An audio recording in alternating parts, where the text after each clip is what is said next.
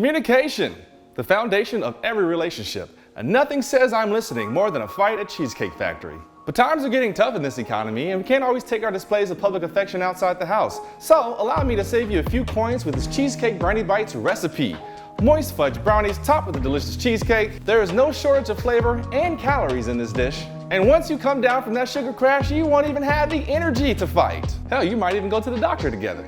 First up, I've got a 9 by 13 inch cake pan with the straight edges. I think this just makes for a better looking final product, but it's not completely necessary, so use what you got. You could also use a 9 by 9 baking pan if you want. I'm going with this because I want these to be bites. I sprayed it down with a little cooking spray and then fitted it with parchment paper. There are tons of videos on different ways to get parchment paper into a cake pan, but if you'd like, I can definitely show my method in the future.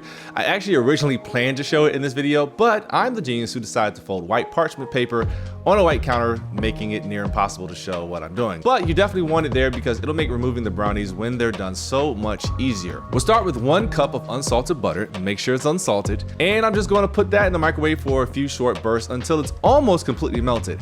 After that, I'll mix in a cup of semi-sweet chocolate chips. I could do it all at once in the microwave to begin with, but sometimes the microwave can be a little too powerful and I don't want burnt chocolate in my butter.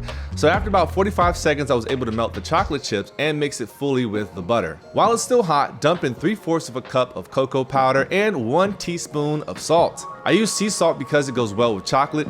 Mix it up and then work in both 1 cup of granulated white sugar and 1 cup of brown sugar. Now, I actually used my food scale and did this by grams because some ingredients pack differently into measuring cups, and baking requires a lot more precision than, say, my freeform drunk cooking.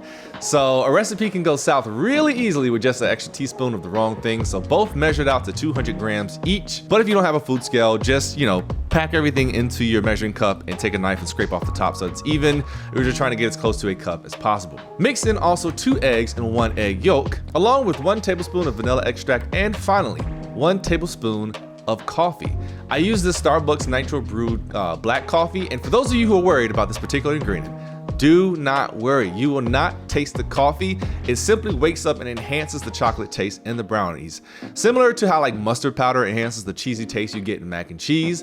So don't skip this step just because you don't like coffee. I don't like coffee either, but I've tasted this recipe with and without it, and there's definitely a difference. Once you've got that all mixed up smoothly, it's time for the last ingredient, 1 cup or 120 grams of all-purpose flour.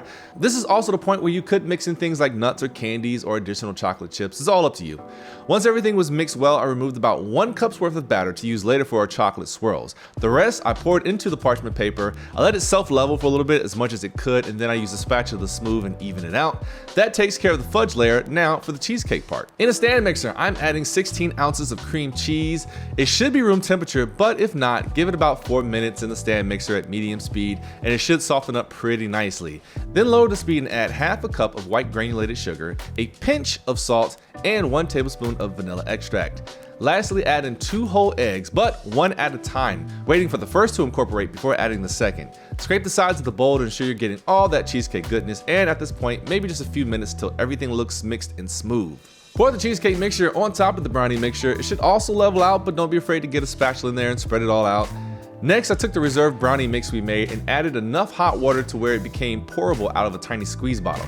I had to experiment with this a few times to get it the right consistency, so I'd say mix it up in a separate bowl. So if it's too thin, you can add in more brownie mix without messing up the whole batch. For the design, I kept it simple because when I tried swirls, it was absolutely ugly. So I did straight lines diagonally across, and then I took a skewer and ran it through the lines to make this pattern. This is about the best I can do, so if you think you're Picasso in the chocolate mix, be my guest.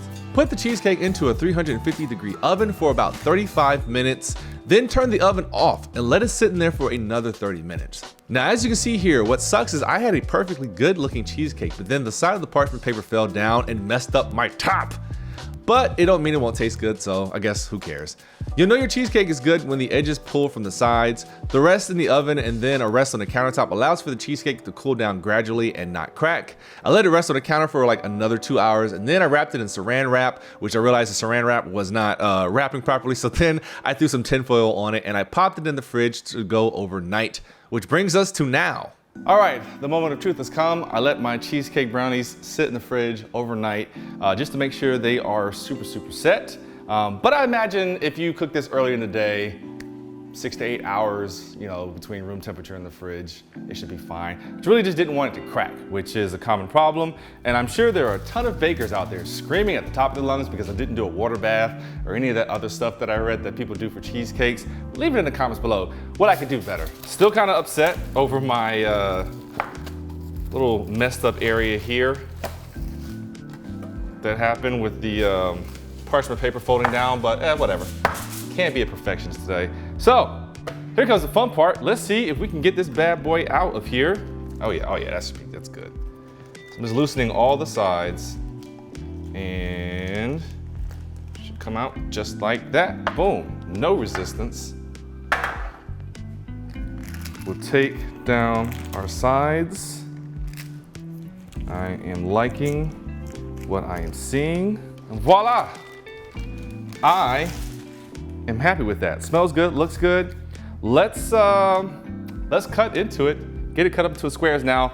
I have here just a large container of very hot water. I've had my knife sitting here for a few minutes. This is gonna make cutting into this way more easier and smoother than if you were going in with just a regular room temperature knife. You can use one of these containers. You can use a blender container, just something tall enough that you can get a good portion of your knife submerged. Get some of that water off. I'm sure a serrated bread knife would be better for this, but I don't have one. But already this is cutting through very easily. Oop. Good thing I cleaned these countertops. So I do that, dunk back in. If you go quick enough, you don't have to dunk it every time. I mean, we don't want to make these super watery. This is also just not the greatest knife in the world. And you can cut these to whatever size you want. I'm gonna try to go with 1 by 1, because ideally I want this to be something like you could serve at a potluck or a party. It's a good like finger food size. Got these all cut this direction. Let's just turn our cutting board and we're gonna come back, scratch it a little bit. Going with just 1 by 1 sizes. Before I go any further, I gotta try one, even though I've gotten hella cheesecake on my knuckles. Taste test.